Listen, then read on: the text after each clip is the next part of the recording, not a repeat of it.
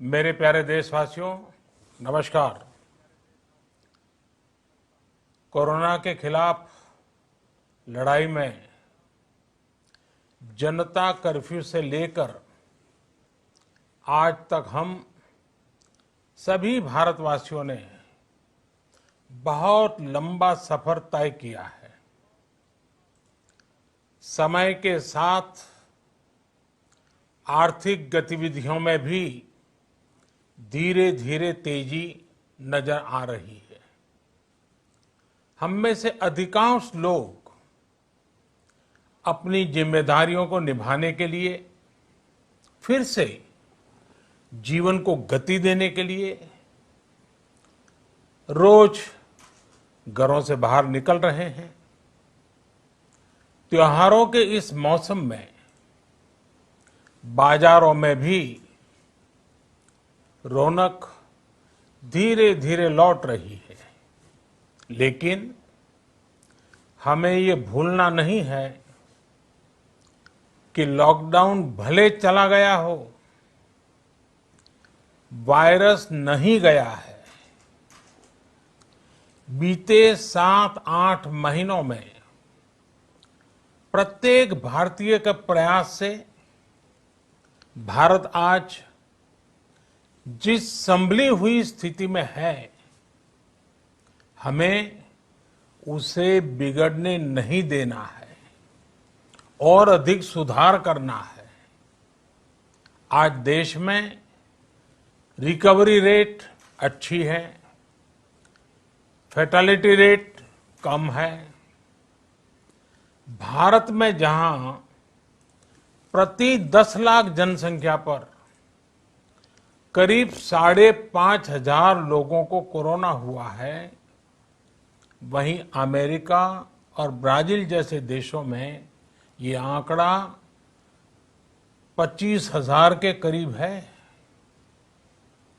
भारत में प्रति 10 लाख लोगों में मृत्यु दर 83 है, जबकि अमेरिका, ब्राजील, स्पेन, ब्रिटेन जैसे अनेक देशों में ये आंकड़ा 600 के पार है। दुनिया के साधन संपन्न देशों की तुलना में भारत अपने ज्यादा से ज्यादा नागरिकों का जीवन बचाने में सफल हो रहा है। आज हमारे देश में कोरोना मरीजों के लिए 90 लाख से ज्यादा बेड्स की सुविधा उपलब्ध है। 12,000 क्वारंटाइन सेंटर्स है। कोरोना टेस्टिंग की करीब 2,000 लैब्स काम कर रही है। देश में टेस्ट की संख्या जल्द ही 10 करोड़ के आंकड़े को पार कर जाएगी। कोविड महामारी के खिलाफ लड़ाई में टेस्ट की बढ़ती संख्या हमारी एक बड़ी ताकत रही है। सेवा परमो धर्म के मंत्र पर चलते हुए हमारे डॉक्टर, हमारे नर्सिस, हमारे हेल्थ वर्कर्स, हमारे सुरक्षाकर्मी और भी सेवा के भाव से काम करने वाले लोग इतनी बड़ी आबादी की निस्वार्थ सेवा कर रहे हैं। इन सभी प्रयासों के बीच ये समय लापरवाह होने का नहीं है। ये समय ये मान लेने का नहीं है कि कोरोना चला गया या फिर अब कोरोना से कोई खतरा नहीं है। हाल के दिनों में हम सब ने बहुत सी तस्वीरें, वीडियो देखे हैं जिनमें साफ दिखता है कि कई लोगों ने अब सावधानी बरतना या तो बंद कर दिया है या बहुत ढिलाई ले आए हैं। ये बिल्कुल ठीक नहीं है। अगर आप लापरवाही बरत रहे हैं, बिना मास्क के बाहर निकल रहे हैं, तो आप अपने आप को, अपने परिवार को, अपने परिवार के बच्चों को, बुजुर्गों को उतने ही बड़े संकट में डाल रहे हैं। आप ध्यान रखिए, आज अमेरिका हो या फिर यूरोप के दूसरे देश, इन देशों में कोरोना के मामले कम हो रहे थे, लेकिन अचानक से फिर से बढ़ने लगे हैं और चिंताजनक वृद्धि हो रही है। साथियों, संत कबीरदास जी ने कहा है, पक्की खेती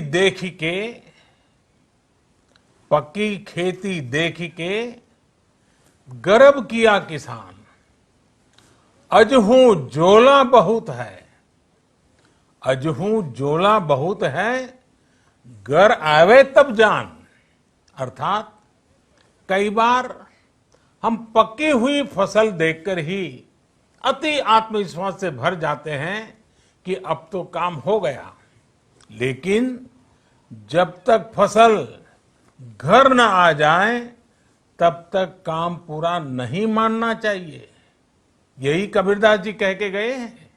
यानी जब तक सफलता पूरी न मिल जाए, लापरवाही नहीं करनी चाहिए। साथियों, जब तक इस महामारी की वैक्सीन नहीं आ जाती, हमें कोरोना से अपनी लड़ाई को रत्ती भर भी कमजोर नहीं पड़ने देना है।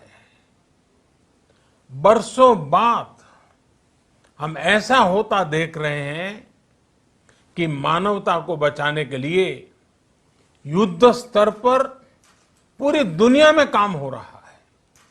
अनेक देश इसके लिए काम कर रहे हैं। हमारे देश के वैज्ञानिक भी वैक्सीन के लिए जी जान से जुटे हैं। भारत में अभी कोरोना की कई वैक्सीन पर काम चल रहा है। इनमें कुछ एडवांस स्टेज पर है, आशास्पद स्थिति दिखती है। साथियों, कोरोना की वैक्सीन जब भी आएगी, वो जल्द से जल्द प्रत्येक भारतीय तक कैसे पहुंचे, इसके लिए भी सरकार की तैयारी जारी है। एक एक नागरिक तक वैक्सीन पहुंचे, इसके लिए तेजी से काम हो रहा है।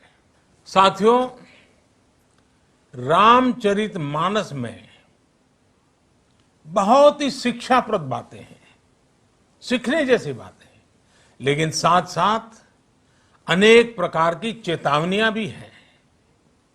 जैसे रामचरितमानस में बहुत बड़ी बात कही गई है, रिपु रुज पावक पाप, रिपु रुज पावक पाप, प्रभु अहि गनीय न छोट करी। अर्थात आग, शत्रु, पाप यानी कि गलती और बीमारी, इन्हें कभी छोटा नहीं समझना चाहिए। जब तक इनका पूरा इलाज न हो जाए, इन्हें हल्के में नहीं लेना चाहिए।